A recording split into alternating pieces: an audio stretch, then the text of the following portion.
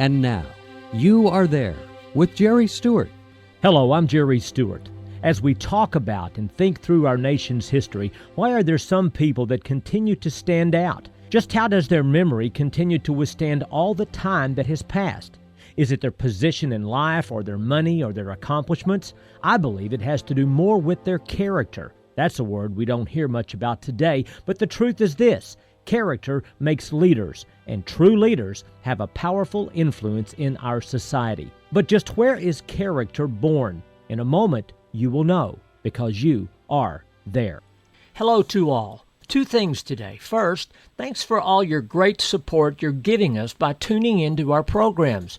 I'm being told that you, as my audience, are growing with more people, more stations, and we thank you. And second, thanks for flocking to our new website, Jerry Stewart USA, and seeing what we are giving to you to help you and your family.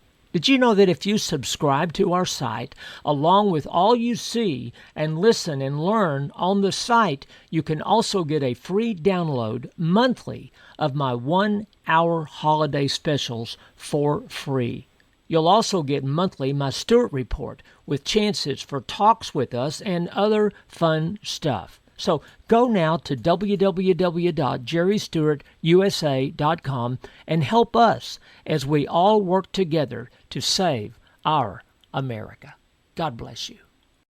In 1898, when the United States went to war with Spain, a man by the name of Theodore Roosevelt was the Assistant Secretary of the Navy. Roosevelt had quite a reputation as a frontiersman and as being a man ready for any rough task needing to be done. So Theodore Roosevelt resigned his position and, along with his friend Dr. Leonard Wood, began to form a small army of special men to fight that war. This group of men was to be all expert horsemen, and they were officially designated as the 1st United States Volunteer Cavalry. Now, privately, Roosevelt wondered if anyone would volunteer for such a dangerous job. But to his credit, literally thousands of men volunteered. They came from everywhere. And after they were chosen and trained, they were exceptionally good soldiers, a crack cavalry unit of 1,000 expert horsemen who came to be known as Rough Riders. In a very short time, these Rough Riders were ready for battle, so they traveled by train from Texas to Florida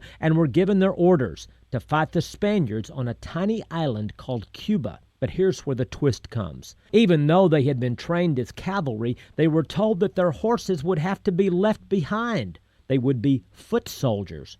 But not one Rough Rider quit or resigned. They would follow their leader, Theodore Roosevelt, anywhere, even into the very face of death. On July the 1st, 1898, they saw that face of death and stood firm. With Theodore Roosevelt literally in the front leading his men by example, these 1,000 Rough Riders, now on foot, charged up San Juan Hill and won the battle. And Theodore Roosevelt became a national hero and later the youngest U.S. president in our history. Just what makes a leader? Character. And where is it born? When the test is hardest. And later in life, Theodore Roosevelt gave one of the most powerful and quoted speeches ever, which contains a challenge we must all consider. Listen to these telling words by Theodore Roosevelt. He said, "It is not the critic who counts, not the man who points out how the strong man stumbles or where the doer of deeds could have done better. The credit belongs to the man who is actually in the arena, whose face is marred by dust and sweat and blood, who strives valiantly, who errs and comes up short again and again, because there is no effort without erring or shortcoming, but who knows the great enthusiasms, the great devotions, who spends himself for a worthy cause, and who, at the worst, if he fails, at least he fails while daring greatly, so that his place will never be with those cold and timid souls who know neither victory nor defeat." Wow.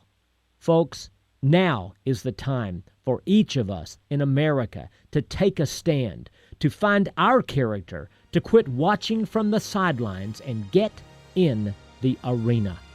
I'm Jerry Stewart, and now you know, because you are there.